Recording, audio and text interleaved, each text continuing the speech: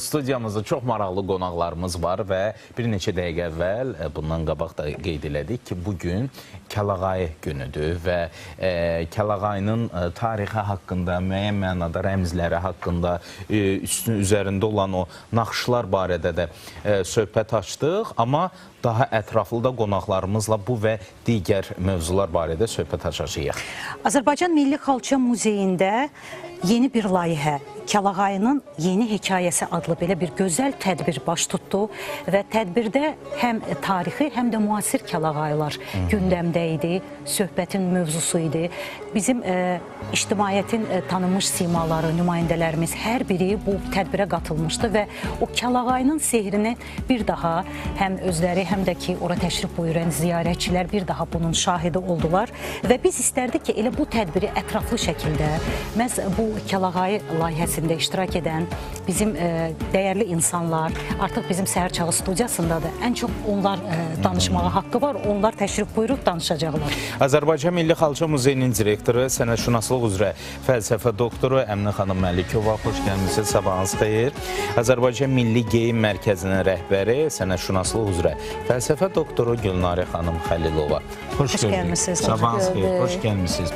Bugün münasibəti ilə əslində təbrik eləyə bilərik. Bayram günüdür. Bəli. Buyurun Əminə xanım, sizi eşidək. Salam aleyküm, salamlayıram sizi, hörmətli tamaşaçılarımızı. Bugün doğrudan da bayram günüdür. 26 noyabr bizim hamımız üçün çox sevincli bir gündür. Çünki düz 11 il bundan əvvəl, 2014-cü ildə həmən tarixdə Kəlağayı sənəti ilk dəfə olaraq UNESCO-nun bəşəriyyət qeyri-maddi mədəni irs reprezentativ siyahısına daxil edilmişdir. Mənim çox gözəl yadımdadır. O gün hamımız çox həyəcanlıydıq və bir Azərbaycan vətəndaşı kimi, bir Azərbaycanın mədəniyyətində, incəsənətində illərlə çalışan bir insan kimi və bir qadın üçün kimi çox fərəhli və qürur verici bir tədbir idi o. Və Kəlağayı bugün bizim həyatımızda, gündəlik həyatımızda, bizim bayramlarımızda, bizim şad günlərimizdə daimi var. Mən əminəm ki, hətta bizə baxan hər bir Azərbaycanlı xanımın qarderobunda bir neçə Kəlağayı var. Burada Kəlağayların rəng çeşidi də çox vacibdir. Çünki burada dərin bir fəlsəfə var, məna var. Hər bir rəngin, hər bir naxışın, Kəlağayın üzərində olan naxışın öz mənası var. Və bugün dəbdə müxtəlif rəngdə olan Kəlağaylar var. Və mən çox şadam ki, dünən Azərbaycan Milli Xalça Muzeyində gözəl bir yeni kolleksiyanın təqdimatı oldu, baş verdi və bizim əziz dostumuz Gülnarə xanım Xəlilova ilə birlikdə həyata keçirdiyimiz bir layihədir. Kəlağayının Yeni Hekayəsi. Çox gözəl qarşılandı. İndi yəqin ki, o kolleksiyanın xüsusiyyətlərindən Gülnarə xanım özü deyəcək. Biz Gülnarə xanımla artıq birinci iş birliyimiz deyil. Artıq Gülnarə xanım o dizaynerdir ki, Kəlağayı sənətinə çoxdan müraciət edib və 2019-cu ildə möhtəşəm bir kolleksiyanın nümayişi var idi və bugün Azərbaycan Milli Xalça Muzeyinin sərgi qalereyasında məhz o kolleksiyadan İpək Sərvət adlı kolleksiya 2019-cu ildə ərsəyə gəlmişdi və bugün də onu muzeyə gələn ziyarətçilər bəzi nümunələr görə bilər. Mən hər birimizi təbrik edirəm. Çünki bu doğrudan da Azərbaycan mədəniyyətinə biganə olmayan hər bir şəxs üçün böyük bir bayramdır. Bugün Kəlağayı bütün dünyada məşhurdur. Bugün biz harasa gedəndə ən gözəl hədiyyə elə Kəlağayı olur. Və fərqi yoxdur hansısa bir qadın, amma biz onu bağışlayırıq, yoxsa kişiyəmi? Çünki hər bir kişinin həyatında qadın var və Kəlağayı bugün hətta evin interyerlərində də istifadə olunur. Kəlağayı gözəldir, o bizim xalqımızın həyatımızın bir parçasıdır, mən qeyd edirəm. Bəli, bizim toylarımız, büsatlarımız, bizim xoş günlərimiz Kəlağayıda həmişə bizim xanımlarımız olub.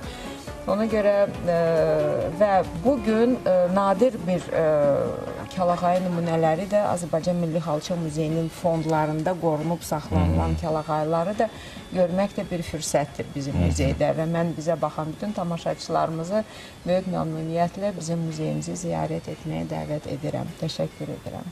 Və bir məqamı da vurğulasaq ki, bilmirəm, bu mənim şəxsi fikrimdir. Nə qədər müasir geyim olsa da, orada bir kəlağayının elementinin mi deyim, kəlağayının özü mü deyim, bir örpək xarakterli bir əlavə olunanda sanki daha bir başqa bir dəbdəbə qatır geyimləri. Necə düşünürsünüz Günarə xanım? Bu son zamanlar çox aktual bir nümunələrdir ki, geyimlərin üzərindən daha çox ürpəklər istifadə olunur. Əlbəttə ki, zövqə görə. Mən hər zaman hər bir gündəmə gələn, hər bir gün bugün istifadə olunan, dəbə gələn hər bir şeydə zövqlü, birinci zövqə görə seçimi əlbəttə ki, arzulayıram. Amma kəlağay elə bir bizim ürpəyimizdir, elə bir ipəyimizdir ki, o doğrudan da hər geyimə yaraşıq verir. Bəli. Və hər zamanda həqiqətən ən dəyərli hədiyyə kimi illərdir mən, Əminə xanım öz şahiddir ki, hara gedirəm, elə kişilərə də, xanımlara da kəlağaya hədiyyə aparıram. Çünki bilirəm ki, çox sevilir, çox belə maraqla qarşılanılır və bugün də, hətta neçə dəfə özümün belə boynumda olanı da alıblar məndən ki, sən özün gedirsən o şey, Bakıda birini də alarsan, oradan özün üçün. Və mənim üçün çox dəyərlidir kəlağaya. Əlbəttə ki, Əminə xanım çox dəyərli fikirlərini bildirdi. Kəlağaydı mən öz, Allah rəhmət eləsin, nənələrimin başında həmişə o örpəkləri görmüşəm və uşaqlığımdan sevdiyim bir baş örpəyidir. Və onlar dünyasını dəyişənə qədər o qədimi geyim nümunəsində, o örpəklə, bax o cürünə nə qədər müasir bir zamanda artıq yaşamış olsaq da, o cür gəzirdilər, o geyimlərdə və bu mənim çox xoşuma gəlirdi və onlardan mənə miras qalan bir neçə kəlağaylar var ki, mən onları saxlayıram. Və hətta dünənki nümayişdə onlardan nümunələr var idi modellərin əynində. Bilirsiniz, maraqlı bir ad var idi, yeni hekayəsi kəlağayının və ipəyin sehri. Yəni, bu ipək o qədər sehirlidir ki, kəlağayı ipəyi, onu hər cür istifadə etmək olar. Və mən hər zaman özünə məxsus, öz tərzim olan bir dizayner olaraq çalışıram ki, onları hər kəsin etdiyi kimi yox, biraz daha fərqli. Yəni, burada ipəyin sehri mövzusunda və kəlağayının yeni hekayəsi mövzusunda əsas məqam o idi ki, ipəklər, kəlağaylar heç biri biçilməmişdi, kəsilməmişdi, doğranmamışdı və onlar bütövlüyünü qoruyaraq, orijinallığını qoruyaraq geyimlərlə bax bu cür kolleksiya hazırlanmışdı. Yəni, tam kəlağayı onların üzərində idi. Heç bir orada... Gözəllik vəhdəti təşkil. Bəli, yəni bu demək idi ki, kəlağayını tək çiyin örpək kimi yox. İndi yəqin ki, artıq bu ideya ilk oldu və düşünürəm ki, bu ideyanı istifadə edənlər olacaq. Mən 2003-də etmişdim bir neçə geyim. Sonra 2006-da burada gedən geyimlərdən biri 2006-da yaranan bir geyim nümunəsi idi. Və sonra mən Aşıq Samirəyə bir silsilə milli geyim hazırlamışdım. Bunlar fotolarda, arxivlərdə, sinif verilişlərdə, hamısında var. Sadəcə o milli geyimi xüsusi olaraq o dəstə altı geyim idi. Samirə xanıma etdim və mən təkrarçılığı sevmirəm. Bir geyimin ikincisini etməyi sevmirəm. Kolleksiya dediyim zaman, əgər o kəlağaydansa, hər bir geyim fərqli olmalıdır. Orada ad başlıq olaraq kəlağayı işlənir. Yəni kəlağaydan hazırlanan geyimlərdir. Və bir geyim digərinə bənzəməməlidir. Yəni, eyni geyimi rəngbərəng etmək bu dizaynerlıq deyil, düşünürəm. Bu bir zövq sahibi də olmaq deyil. Ona görə də biz burada fərqli-fərqli, mənim tərzim olaraq yanaşma fərqli idi. Və əlbəttə ki, bu tədbirin ərsəyə gəlməsində həqiqətən çox böyük əməyi oldu. Əminə xanımın, çünki ilk ideya fikir gəldiyində elə Əminə xanımla zəngləşdik, görüşdük, çox gözəl qarşıladı və əlindən gələni etdi ki, dünənki hadisə uğurla baş verdi. Və tarixə yazıldı. Tarixə yazıldı. Əminə xanım, əslində biz kəlağayının sehrindən danışırıq, amma kəlağayı həm də informasiya daşıyıcısıdır. Onun bir fəlsəfəsi var, onun ölçülərində, rəng tonlarında, hətta dövlətli və kasıb təbəqələrini biz tarixən kəlağayı ilə onları bilmək, onları seçmək. Məsələrin tabloların özündə də, toy mərasimlərində hansı təbəqəyə aid olan xanımların hansı kəlağayı daşıyıcısı olduğunun şahidi olmuşuq. Mən bilirəm, bu sizin də sevimli mövzunuzdur. Bəlkə buna da toxunaq.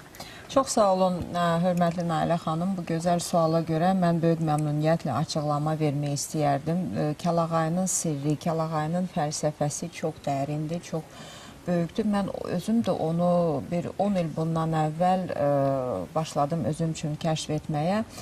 Bizim hörmətli tamaşaçılar da bilir, hal-hazırda bizim respublikamızda əsas 2 yerdə Kəlağayı istehsalatı var. Əlbəttə ki, Şəkidə bizim kombinat neçə illərdir. Demək olar ki, regionda mövcud olan ən böyük ipək kombinatıdır.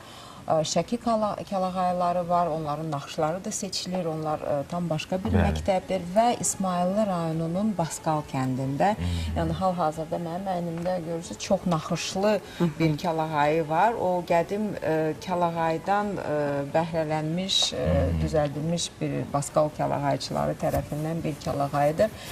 Rəng çalarları mütləqdir. Çox adam, mən həmişə əvvəllər fikirləşirdim ki, qırmızı rəng, ümumiyyətlə çox ölkələrdə qırmızı rəngə kimsə xəstə olanda, biraz özünü yaxşı hiss etməyəndə qırmızı rəngdən istifadə edib. Amma Baskalda boyaqçılar mənə başa saldılar ki, əslində qırmızı və moruğu rəngləri onlar emosiyaları daha da gücləndirən rənglərdir.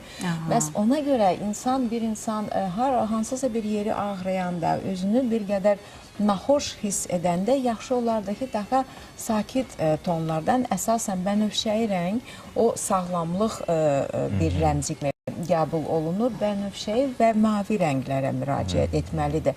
Amma hansısa bizim xoş günümüzdə, bayram ərəfəsində ya da ümumiyyətlə toy günündə, bir nişan günündə xanıma mütləq qırmızı ya da ki, moruğu rəngində Kəlağayı bağışlamaq lazımdır. Və adətən yeni ailə quran bir xanım, onun ilk Kəlağayısı, yəni onun bəy ailəsindən ona hədiyyə verilən Kəlağayı adətən həri tədbirlərində ya da ki, elçi gedəndə qırmızı Kəlağayı mütləq olmalıdır və siz çox düz buyurdunuz, bizim rəssamlarımızın, yaradıcı insanlarımızın deməli, yaradıcılığında bu Kəlağayı mövzusu da qırmızı hədlə keçir. Keçən əsrin 30-cu illərdə Azərbaycanın satirik qrafikasının banisi olan Əzim Əzimzadə möhtəşəm bir triptix yaradır və onu Kasıb evində toy və Varlı evində toy adlandırır. Burada biz baxırıq ki, Varlı evində tam başqa bir interyer, xanımlar bəzəklidir, onların qızıl əşyaları, zinət əşyaları, geyimləri daha parlaqdır. Hər şey masa üzərində müxtəlif yeməklər və s. Xüsusi süslənmiş. Bəli. Və sonra baxırıq diptixin digər hissəsinə, orada isə kasıb evində toy.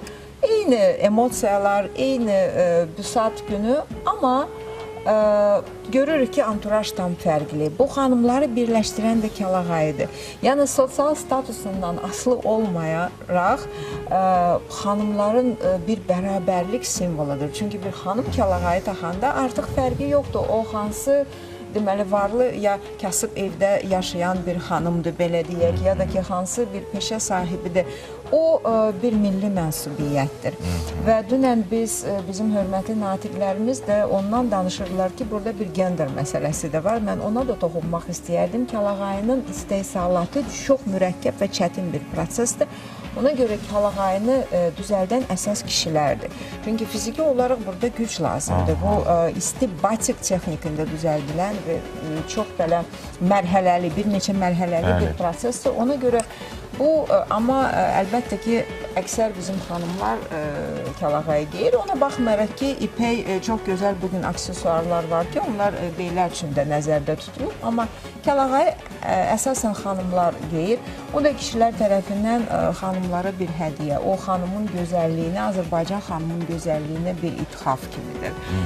Ona görə çox maraqlıdır. Mən Kəlağayı haqqında çox danışa bilərəm və vaxtaşırı, yəni yenə də hamınız bilirsiniz ki, bizim muzeydə, Azərbaycan Milli Xalça Muzeyinin kolleksiyasında çoxlu nümunələr var ki, onlardan vaxtaşırı bizdə mühazirələr də keçirilir və əgər maraqlıdırsa, orada iştirak etmək. İnsanlar Bəli, gəlib iştirak Bəli, edə və bilər. mən çox istərdim ki, elə Gülnara xanım özü bizim gənc kreativ sənayelərdə çalışan insanlar üçün Gülnara xanım o qədər zəngin vaxt təcrübəsi istərsə, var. Mən çox istərdim ki, çünki Gülnara xanım bugün o dizaynerdir ki, bizim ənənələrimizi, geyimdə, dəbdə olan ənənələrimizi hətta Azərbaycandan çox-çox kənarlara təbliğ edir. Gülnar xanım neçə illərin bir yaradıcı bir insanıdır. Ona görə Gülnar xanım, mən elə fürsətdən istifadə edərdim və mən sizə bu dəvəti ünvanlandırmaq istəyərdim ki, siz bir mühazirə ilə gələsiniz və bizim gənclərimizə, yaradıcı insanlara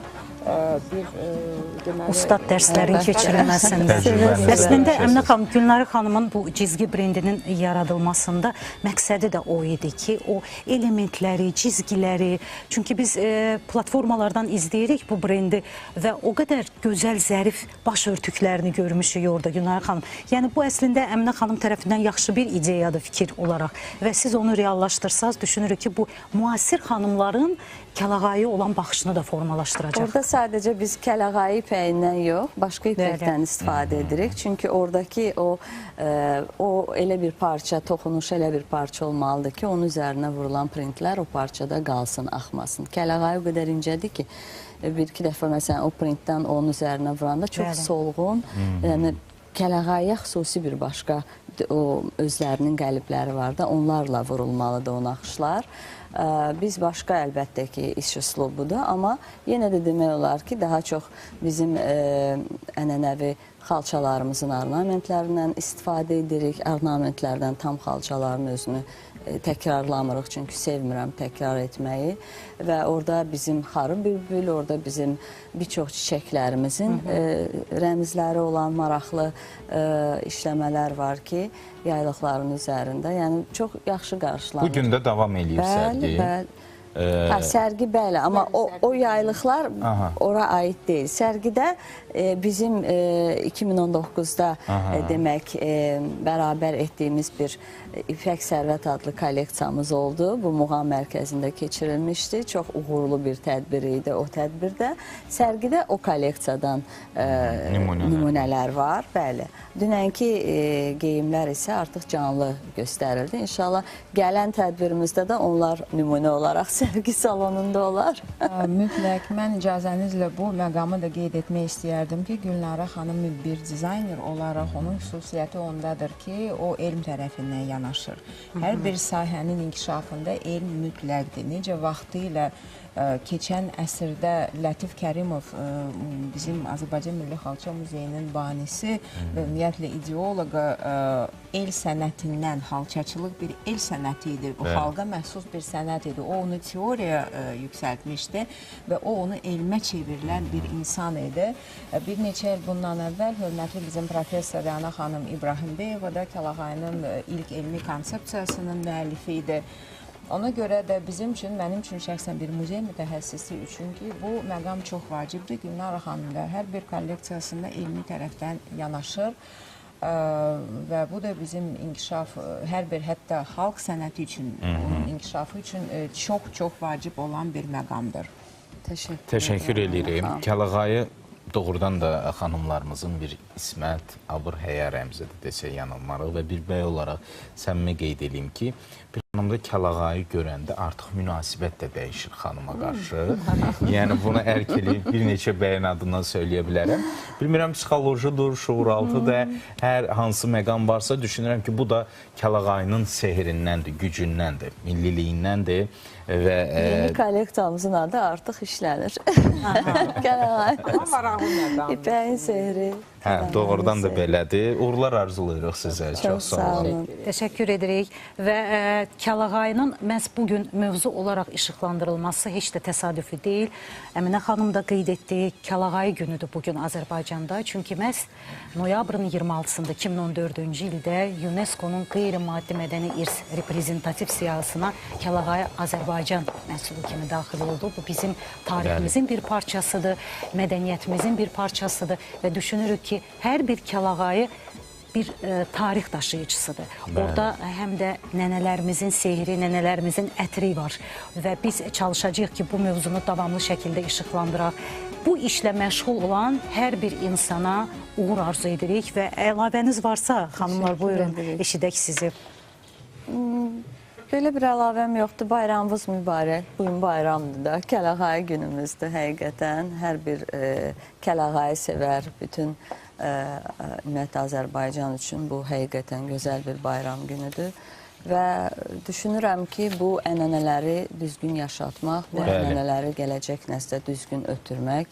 Bilirsiniz ki, mən uzun illərdir milli geyim kolleksiyalarını məhz 2003-cü ildən artıq bu kolleksiyaların yaranması başladı və bu kolleksiyaların da hər biri fərqli-fərqli adlarda, fərqli-fərqli formalardadır. Tək sırf milli geyim yox, həm də stilizə formalarında mən bunları dünyaya təbliğ üçün hazırladığım kolleksiyalardır.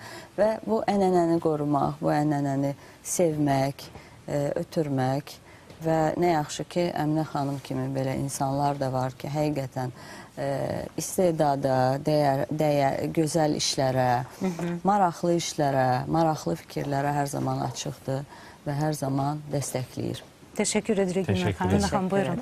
Çox sağ olun Gülnar xanım, sizin dəyərli sözləriniz üçün. Doğrudan da bugün bayramdır. Mən bu münasibətlə hər bir mədəniyyətə yenə də yəni sevgi olan bir şəxsi mən təbrik eləmək istəyirəm. 2014-cü ildə Kəlağayı sənəti UNESCO-nun qeyri-maddi mədəni irs siyahısına daxil olanda mən çox qürurluydum və ola bilər ki, çox adam bilmir ki, bu proses özü də çox vaxt aparan və mürəkkəb bir prosesdir. O fayl hazırlananda mən də artıq bu sahədə çalışan bir insan idim. Heydər Əliyev Fondu tərəfindən və Azərbaycan Respublikasının Mədəniyyət Nazirliyi tərəfindən o fayl hazırlanmışdır və sonra da Azərbaycan Respublikasının birinci vitse-prezidenti, birinci xanımı, çox hörmətli Mehriban xanım o sertifikatı UNESCO-nun o vaxtı rəhbəri İrina Bokovadan alanda hamımız çox qürurluyduq və mən hər bir Kəlağayı sənətini hər bir təbliğ edən insana dərin təşəkkürümü bildirirəm. Bu mütləqdir, bu çox vacibdir və mən çox sevincli oluram bizim xanımlarımızın çiynində, onların qarderobunda Kəlağayı görəndə. Çox təşəkkür edirəm və biz də bayramımız mübarək. Sağ olun. Çox sağ olun. Azərbaycan Milli Xalça Muzeyinin direktoru, sənətşünaslıq üzrə fəlsəfə doktoru Əminə Məlikova və Azərbaycan Milli Geyim Mərkəzinin rəhbəri, sənətşünaslıq üzrə fəlsəfə doktoru Gülnarə xanım Xəlilova proqramımızın qonaqları idilər. Təşəkkür edirik. Çox sağ olun gəldiyiniz üçün. Elə bu tədbirin, yəni ötən gün keçirilən tədbirin bir parçası olaraq mən düşünürəm ki, Kəlağayı rəqsini də təqdim etsə yerinə düşər. Bəli, 3 nömrəli Uşaq Gənclər İnkişaf Mərkəzinin rəqs qrupu Kəlağayı rəqsini təqdim edəcəklər. Azəri İnciləri rəqs qrupudur xanımlar. Xoreoqraf Lalə İbrahimova bu rəqsi ərsəyə gətirib təşəkkür edirik ona da. Xanımlar, sizə də uğurlar. Buyurun.